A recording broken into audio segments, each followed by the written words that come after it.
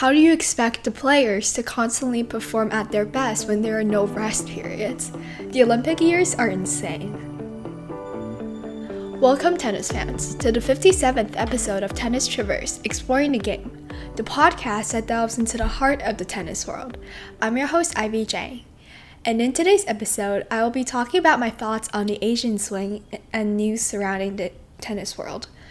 So there's a lot of stuff to talk about. I can't believe that much happened despite not having like a major Grand Slam tournament. I know that it might not necessarily be tennis results related, but there are just some, news surrounding the tennis world that I feel like I should address as a tennis podcaster. And these are some topics that I am interested in. And I've received actually quite a few positive feedback on my last episode about the tennis skirt. So I'm really glad that you guys liked that episode. I had a blast filming it. And if you guys want more episodes like that, please don't hesitate to just shoot me a text, tell me, and I will make sure to maybe just add more episodes like that. But for now, let's get right into today's episode. So the first big issue I want to talk about, is hinted in my introduction, is the overscheduling of the tennis season. So I think the reason why this is extremely apparent in this season is because of the Olympics. So as you guys know, the Olympics is such a major sporting event, and a lot of great athletes choose to participate in the Olympics because it means pride for their country. However, I think with how packed the tennis schedule already is, I think there has been just, a lot of performances declining because of the Olympics. And it doesn't necessarily always happen at the Olympics. I think it also happens after the Olympics. So an example could be Draper. So he's really, to be honest, not used to having such long runs at a Grand Slam. He made it to the ladder of the second week of US Open, and he went straight to Davis Cup, which is a tournament where the different countries compete against each other in groups. So it's not like the Olympics because you're not competing individually, but you're still competing for a country as a group, if that makes sense. But he just did not perform well at all, and it was also hosted in Great Britain, so it was really sad to see him go out. But I think he also talked about how just his body is not used to playing that much tennis because he participated in the Olympics, the US Open, and the Davis Cup. It's just, to be honest, too much for a player like him to handle. And for example, Novak Djokovic as well, I think after the Olympics, you can see his level really dipping at the US Open. Obviously, I don't want to attribute everything to just exhaustion from the Olympics, but you guys can see that game took a lot away from him because that's his goal, I think, of this year. I think that's his main goal of this year, and despite not winning any Grand Slams, I think he should be also happy with his results because he achieved what he always wanted to do, which is the Olympic gold medal. And another example is also from the Great Britain team, which is Daniel Evans. So he played one of the longest matches in US Open history with Karen Khachanov. I think it was 5 hours and 35 minutes.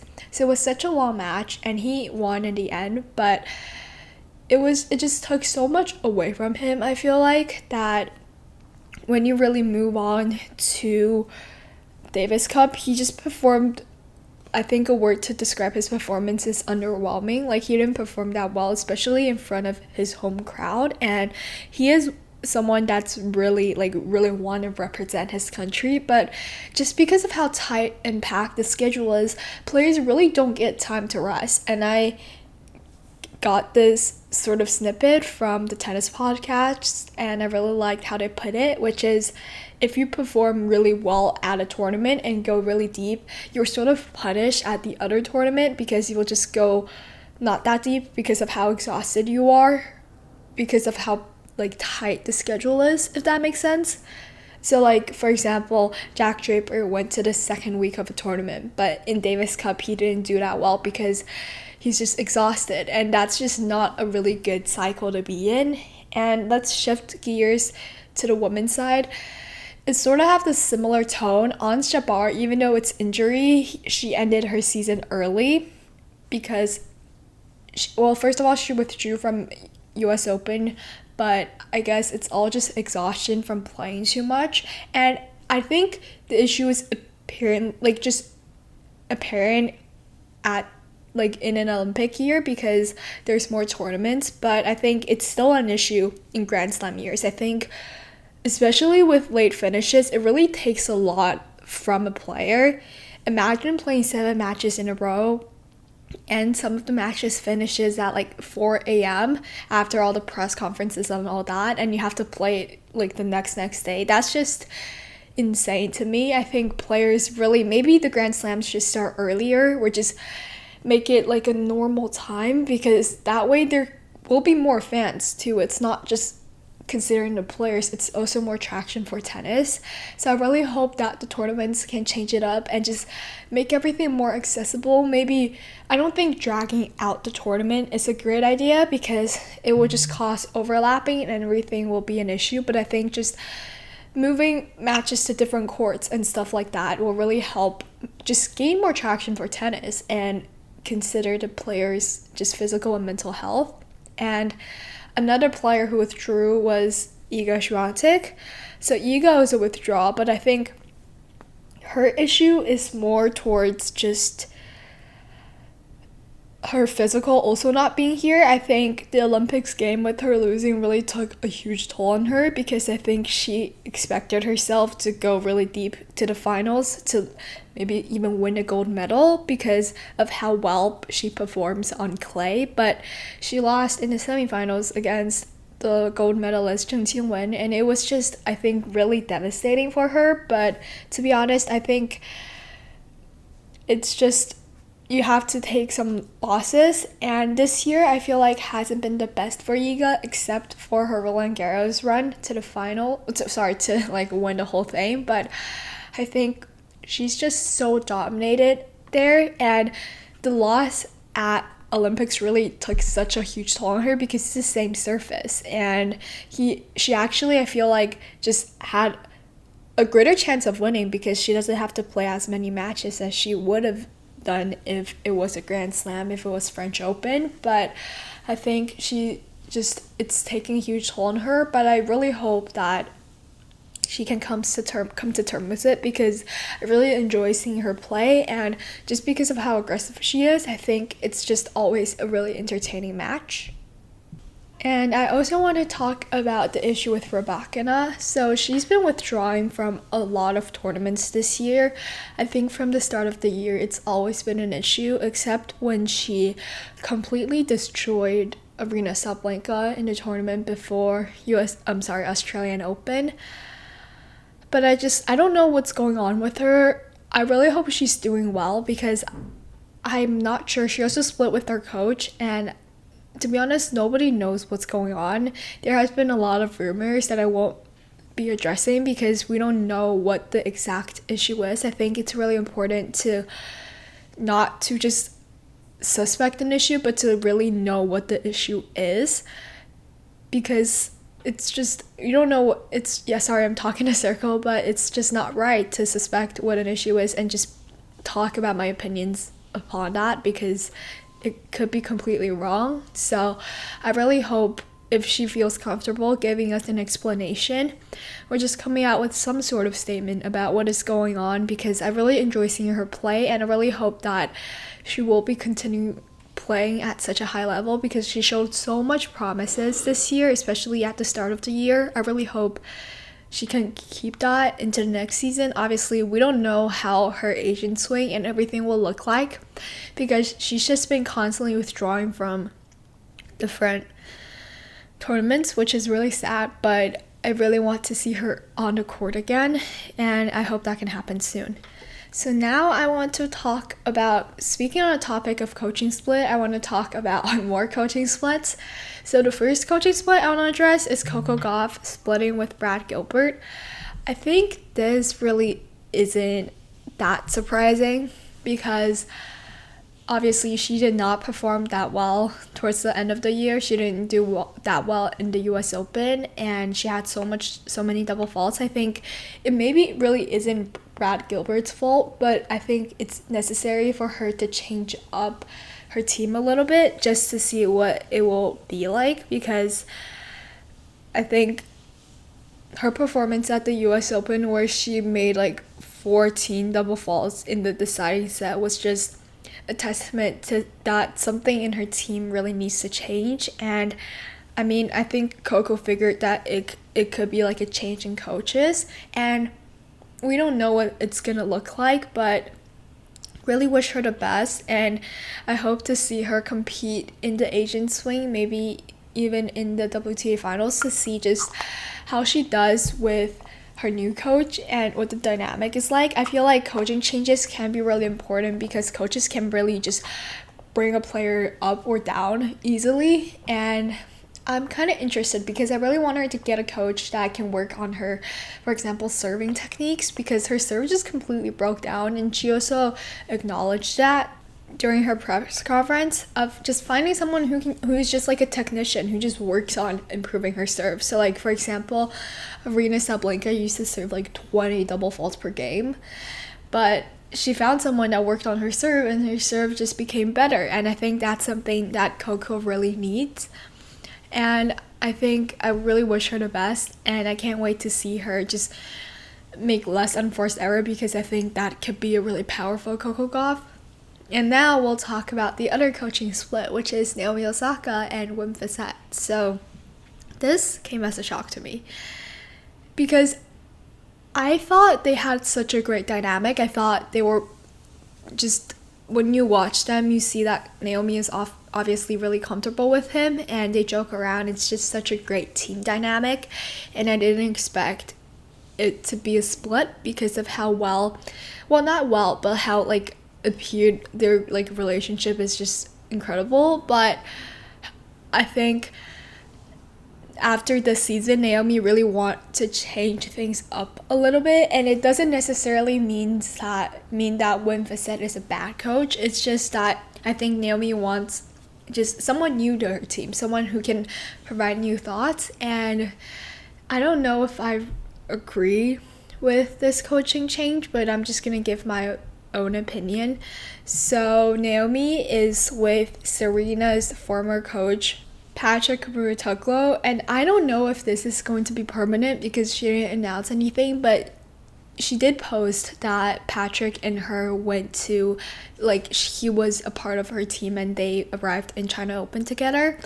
So I'm not sure if it is going to be permanent, but I don't know. Like, I honestly have no clue what the dynamic is going to be like. I think it's going to be really interesting, but I mean, in the end, I'm happy that she's getting new voices in her team and hearing what other people have to say, but I don't know about this coaching change, guys. I feel like it's either going to be really successful or completely disastrous. I don't think there's going to be any in between, but obviously Patrick helped a lot of players to achieve a comeback, and I think Naomi really wants to achieve a comeback, and Patrick is a great choice for it. I'm just not sure what her dynamic with Naomi is like, because I think Patrick is someone who is so outspoken, but Naomi is someone who just likes to work on her game, and obviously she also stands for a lot of other things, but I think she's quite like just shy in general, but I think she's